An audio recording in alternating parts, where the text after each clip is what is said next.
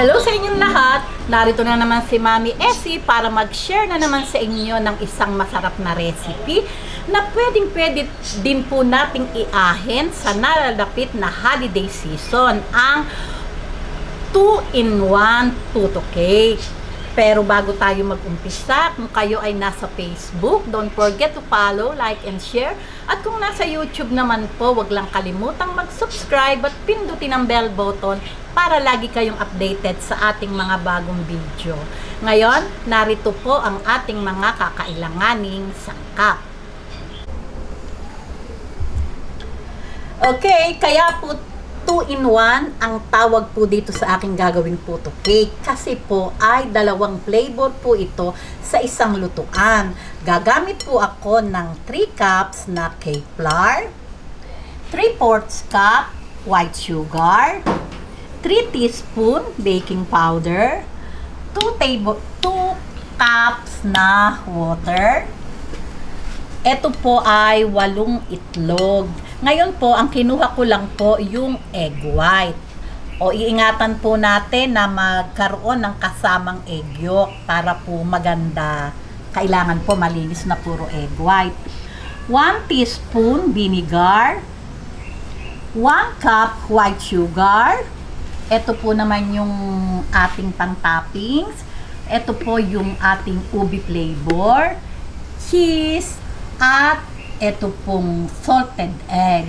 Ito pong sinabi ko na to na egg white. Gagawa po tayo ng mirang. Okay, umpisahan na po natin yung pagtitimpla.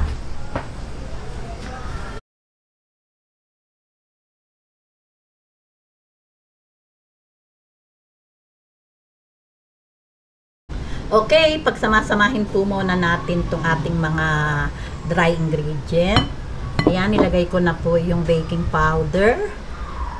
Ito po yung ating white sugar. Ayan, halo-halo lang po hanggang sa mag-mix lahat yung ating mga dry ingredient. Ayan, ganyan lang po. Ito pong recipe natin na to ay napakadali lang. Talaga naman pong pag nakita nyo yung mukhang katakam-takam at pwedeng-pwede nating ihain sa nalalapit na holiday season. Ayan. Okay, ngayon po ilagay po natin itong ating 2 cups na water. Unti-unti lang po yung ating paglalagay.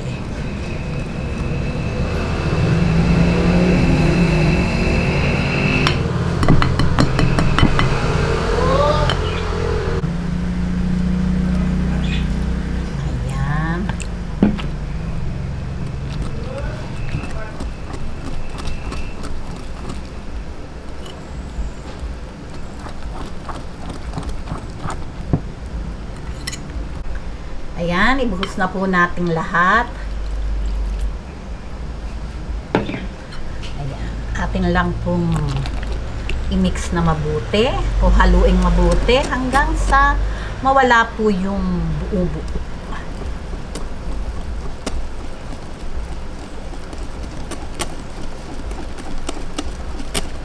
Ayan, kailangan po ganitong kalapot yung ating mixture. Ayan. Okay.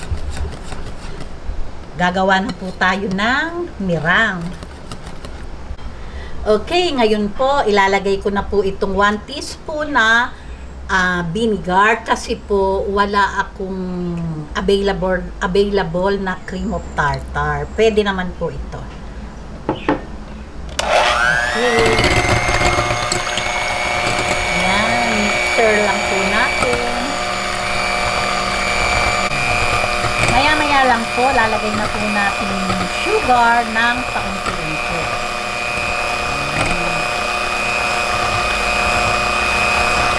Ayan, ngayon po, lagay po natin itong sugar. Konti-konti lang po yung lagay, ha. Huwag po natin ibuhos na biglaan. Konti-konti lang.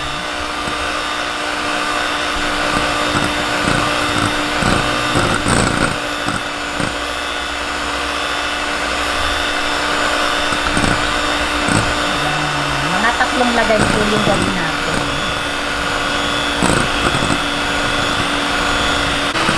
Yan, lagay na po natin lahat.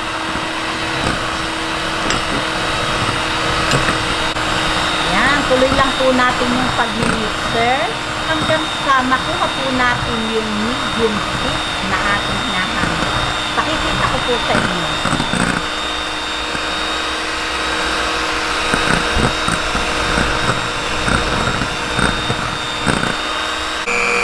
Ayan. Okay na po ito. Ayan. Kailangan po ganyan. Pag inangat natin yung ating mixer, kailangan po hindi na lumalakpak yung ating mirang. Okay? Okay, heto na po yung ating mirang at ito yung ating puto butter. Ngayon po, pagsasamahin po natin to. Ngayon, sa pagsasama po, wag po bigla konti-konti lang po para maganda yung ating pagkakamix. Ayan, halo-halo lang.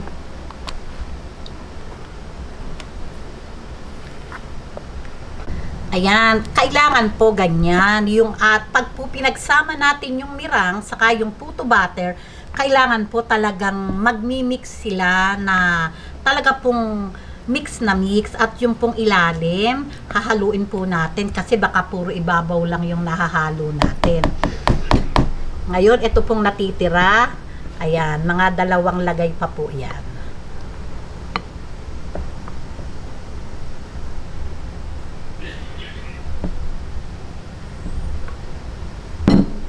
Ganun po uli, kailangan mix na mix siya. Ayan. Kailangan po pala sa pagmimix natin o paghahalo, kailangan po magaang lang yung ating kamay para po hindi mawala yung hangin ng ating mirang. Ayan, ganyan lang po. Ngayon, lagay na po natin itong natitira. Ayan. Sarap-sarap naman po talaga nito.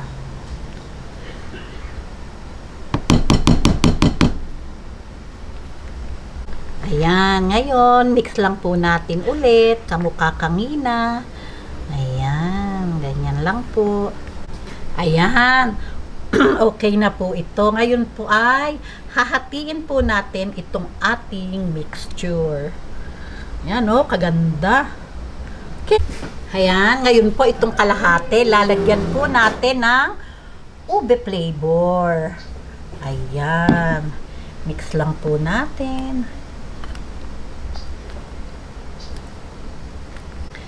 Go! Siyempre po yung ube flavoring, wala na pong sukat yon. Kasi makikita nyo naman kung okay na po yung ating ube flavor. Ayan.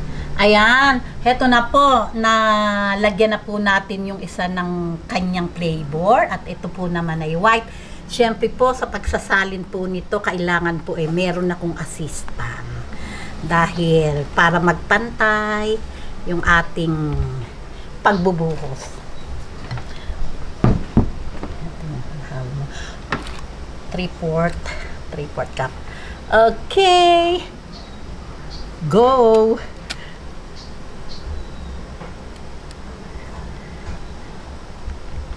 Okay, ayan na po. Ilagay na po natin tong ating toppings na cheese. Ayan, ganyan lang po.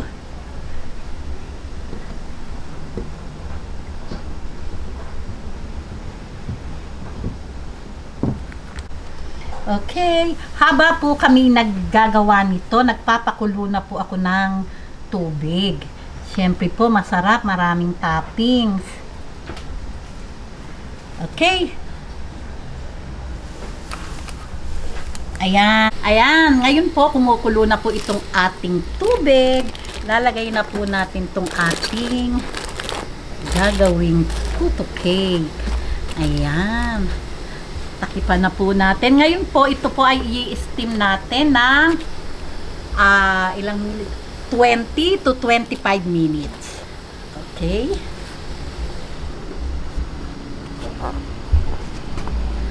Ayan, babalik po ako after 20 minutes at sa medium heat lang po yung ating apoy. Ayan, pagkaraan po ng 20 minutes, heto na po yung ating puto cake. Tikiman na po tayo at mukha naman po talagang katakam-takam.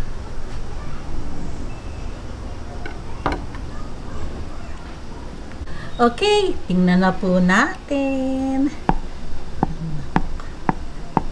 Ayan.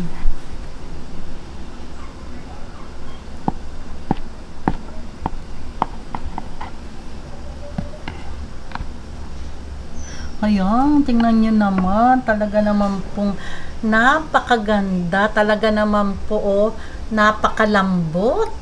Talagang cake na cake. O, paano po? Tikman na po natin. Okay, tikman na po natin. Oh, talaga naman pong tingnan nyo naman. Oh, napakalambot talaga. Cake na cake.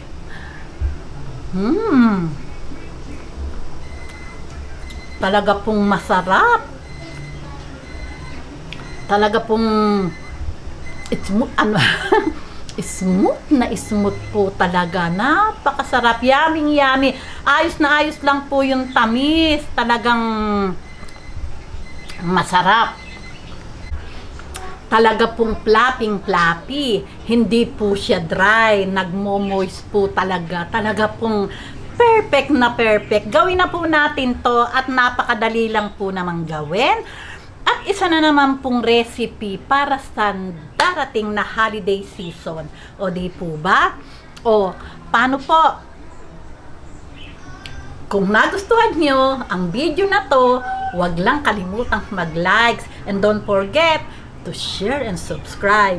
Babush!